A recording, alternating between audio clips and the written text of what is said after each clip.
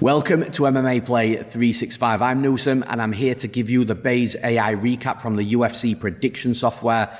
Last weekend at the Monster UFC 280 event, Baze AI hit 67%, which is great. Last weekend it was 73%. So 2 weeks ago, we made some more amends, some more tweaks to the algorithms because, listen, that's what's going to have to happen. MMA as a sport evolves consistently, constantly over the years. So we are always going to have to, tweak things and make sure that Baze AI is up with current trends, with how judges are scoring fights and things like that. So over the last 2 weeks, we have made those changes and we've had two pretty decent events, if I'm being honest, calling some big fights, calling some underdogs as well, and just overall just having some really good results.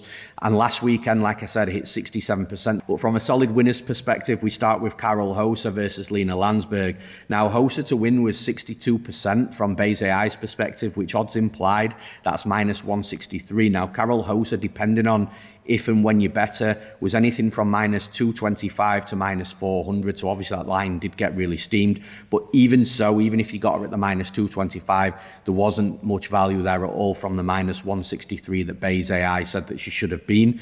But nonetheless, 62%, it was a confident prediction from Baze AI and a prediction that won. But we take that one step further.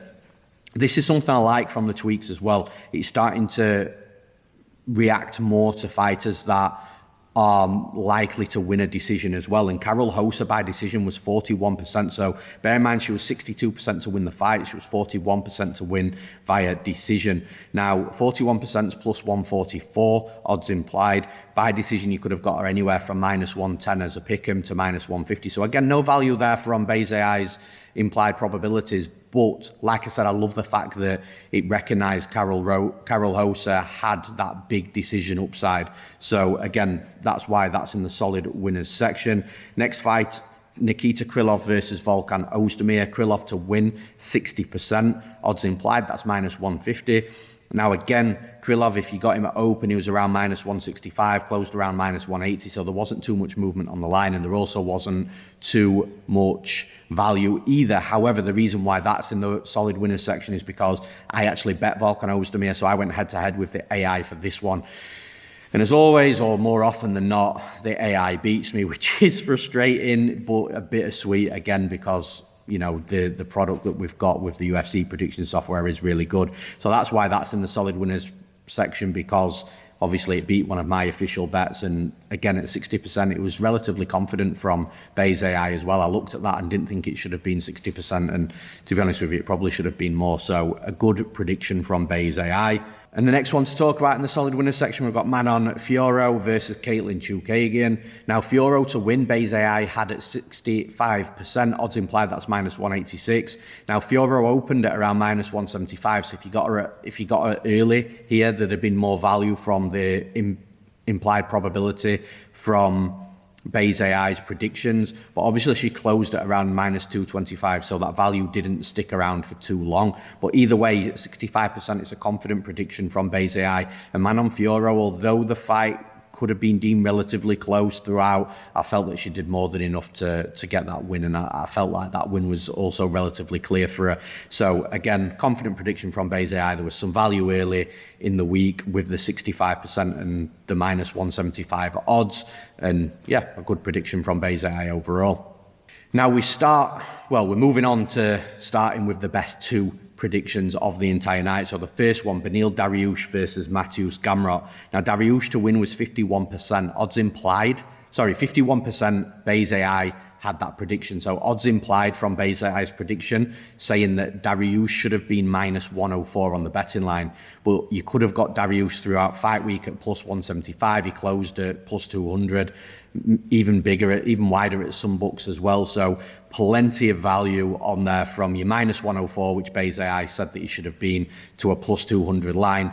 There's a ton of value there, and it was a really, really solid prediction because I was quite high on Gamrot, and I would have made Gamrot an official bet if the line wasn't so wide. So the betting lines of me being disciplined actually saved me from a losing bet, but the AI just knew that Gamrot was definitely, or the line should have been much shorter, and Dariush had a way better chance of winning than what the odds were suggesting.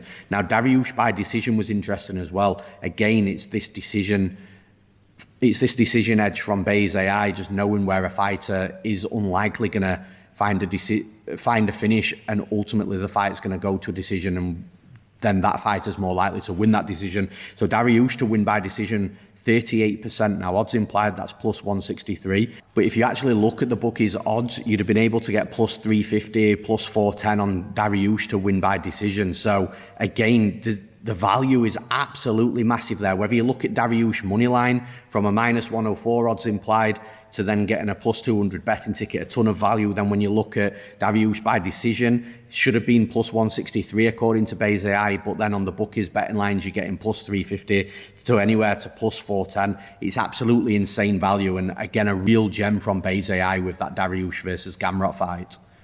Now in the final solid winners section, we've got the very controversial fight, actually. We've got Sean O'Malley versus Petr Yan.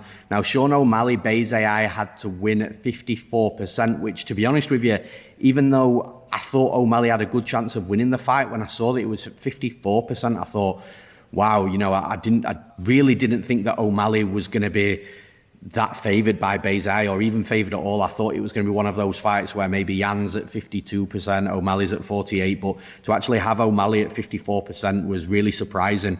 Odds implied minus 117, so it was saying that O'Malley should have been the very slight favourite in this fight, which, again, like you think pre-fight, that's crazy, but then you watch the fight and it's just no surprise at all, and Bayes AI knew that. Now, minus 117 is what Bayes AI said O'Malley should have been, but you could have got O'Malley at anywhere from plus 225 to plus 250, depending on where you bet him in during fight week.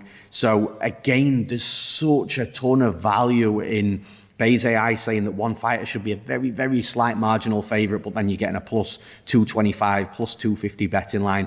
Again, an absolute gem of a prediction, and it would have been easy for Bayes AI, in my opinion, to go out there and say that Yan should have been 55%, 60% because of who he'd beaten and the level of competition and the fact that he is a good striker. And obviously Bayes AI doesn't watch fights, it works on numbers, but the numbers are there for Yan as well, so the fact that it spun out O'Malley as the slight favourite, and O'Malley looked very good throughout the fight. I didn't agree with the decision. I thought that Yan did win the fight, but it was close enough that it wasn't a robbery.